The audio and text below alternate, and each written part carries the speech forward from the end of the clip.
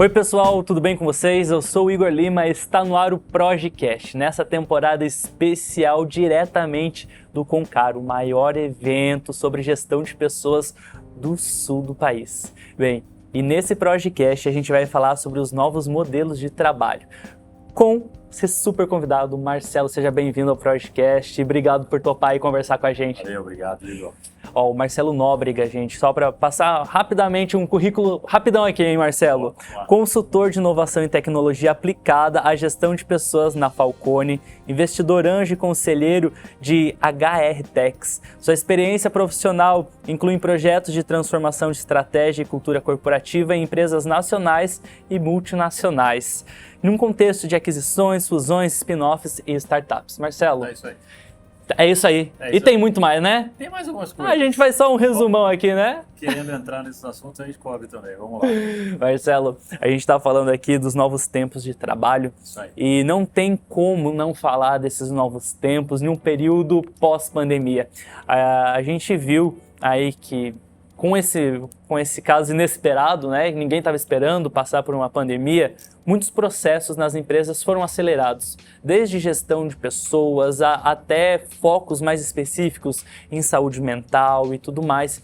E eu queria saber, entender a sua perspectiva. Quais foram as mudanças no mercado de trabalho pós esse período aí de pandemia e quais são as tendências que se aceleraram nesse período ou que surgiram nesse período e que agora são tendências para se manterem e se desenvolverem no mercado de trabalho? Legal, e o tema é que aconteceu muita coisa ao mesmo tempo, né? Muita. O período acelerou várias tendências que vinham ocorrendo, vinham se desenvolvendo no seu ritmo normal, mas no intervalo aí de 2 anos as coisas foram aceleradas e uma por cima da outra, né? Então, algumas coisas que eu comentei na plenária aqui do evento hoje, né? Por exemplo, longevidade. Nós estamos vivendo mais tempo do que nossos antepassados, né? E se a gente está vivendo mais tempo, a gente também vai trabalhar mais tempo. Então, que esse trabalho seja interessante, não é? Primeiro ponto. Que a gente tenha mais poder de escolha de onde a gente quer estar, com quem a gente quer se associar, o que a gente quer aprender, o que a gente quer fazer.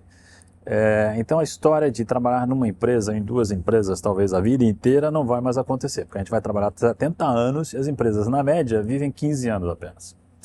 E por que não a gente ter várias carreiras diferentes ao longo desse período também? A gente estudar e trabalhar para ser esse profissional multicarreira. Acho que muito mais gente vai ter esse perfil daqui para frente. Um outro ponto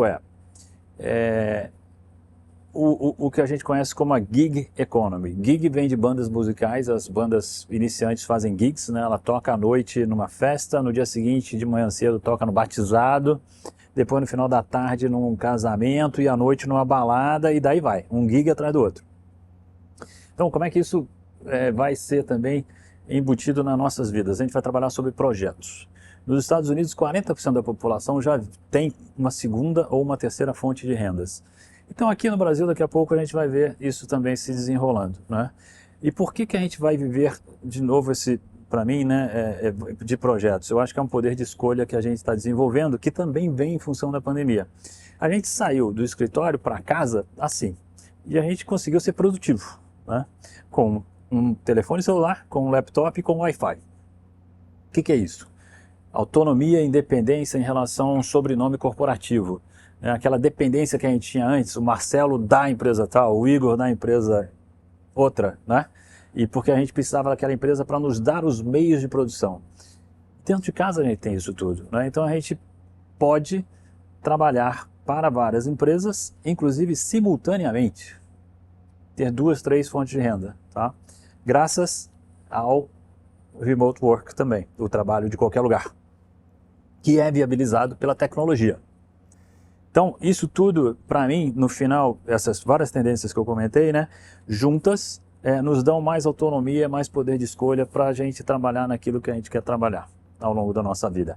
Não é mais o modelo de estudar, trabalhar e se aposentar para se divertir, mas é fazer tudo ao mesmo tempo agora. Então, como é que isso está afetando as empresas, né? Que foi a segunda parte da sua pergunta.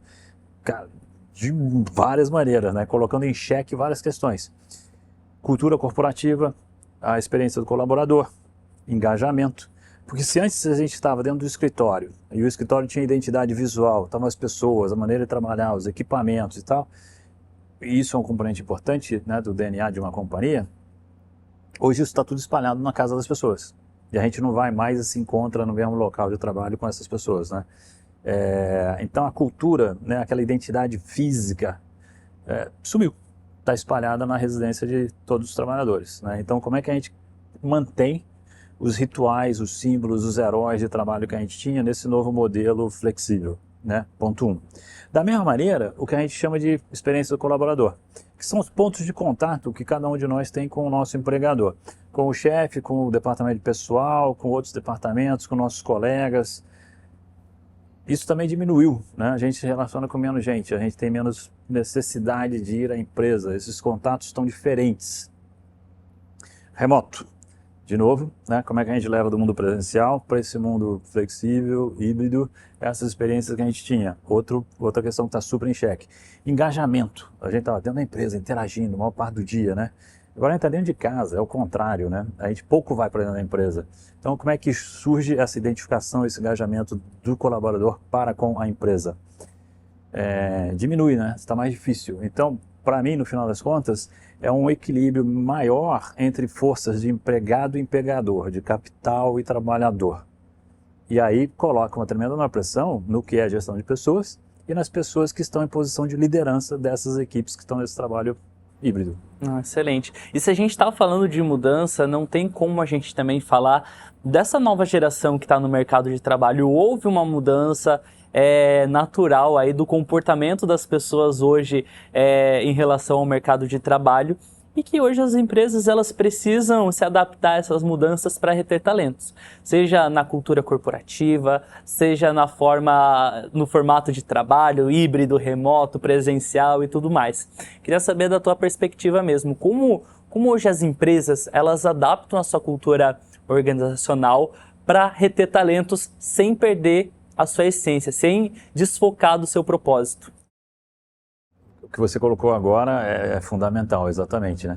A empresa não pode ser tudo para todo mundo em todos os momentos, senão ela completamente desconfigura o seu propósito, sua estratégia e sua cultura corporativa.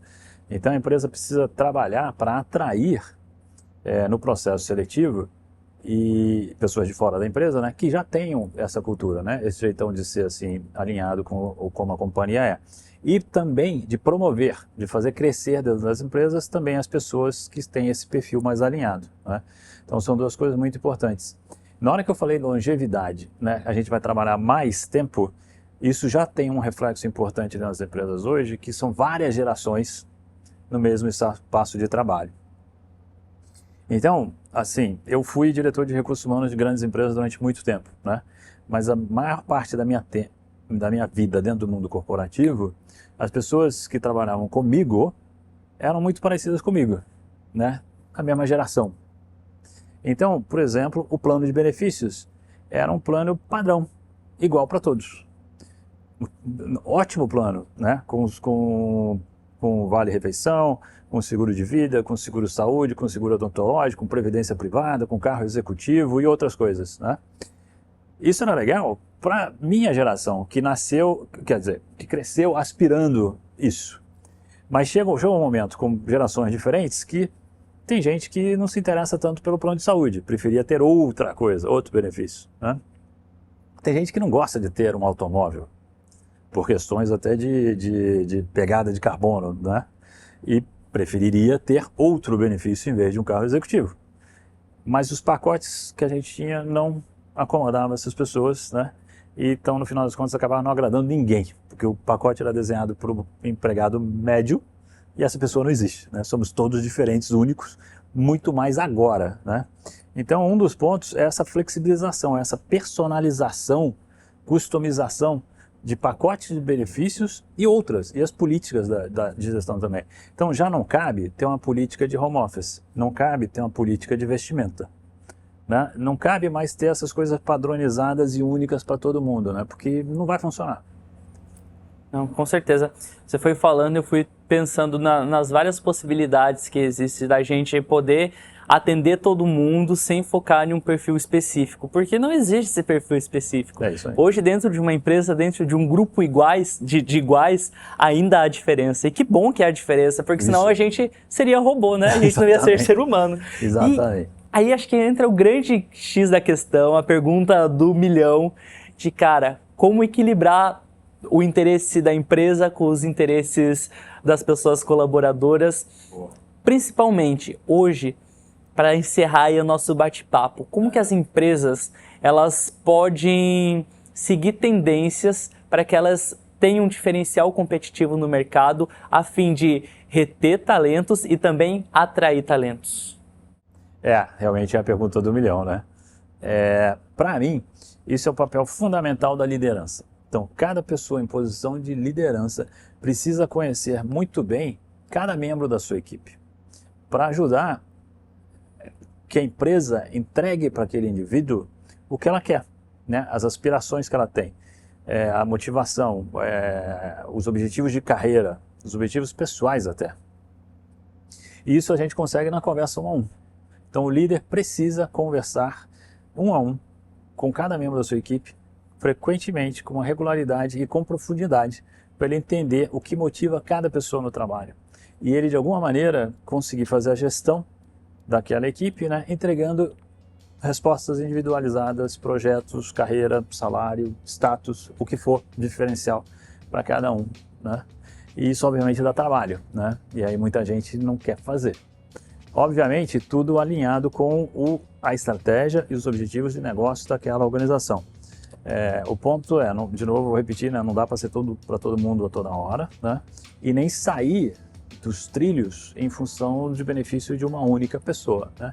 Mas hoje a gente necessita muito mais dessa customização, dessa flexibilidade do passado, do que precisava no passado, né? Então, e obviamente isso é uma tarefa, um dilema, um desafio importante para os líderes, mas os líderes têm os profissionais de RH como apoio nessa jornada, né? Boa, eu acho que é aí que está o X da questão. A liderança hoje enxergar o RH como uma área estratégica, não só uma área para fazer a festa, para cuidar dos benefícios, para cuidar do brinde de final de ano. Eu nunca realizei festa nenhuma durante os meus períodos de diretor de RH. Você vê porque existe, porque isso é de outro departamento, não é do RH. Porque vai justamente na ideia de que RH é estratégico para dentro da empresa. É uma área responsável por estar conectada diretamente com a liderança, com o propósito da empresa, com os objetivos de resultado para puxar todo mundo e para trazer pessoas também certas nos lugares certos, né? É isso aí, certo. Excelente definição, cara. Sensacional. Bem, gente, esse bate-papo aí dá pano pra manga. Se pudesse, a gente ficava aí horas e horas, mas a gente tem que encerrar, eu tenho que liberar o Marcelo.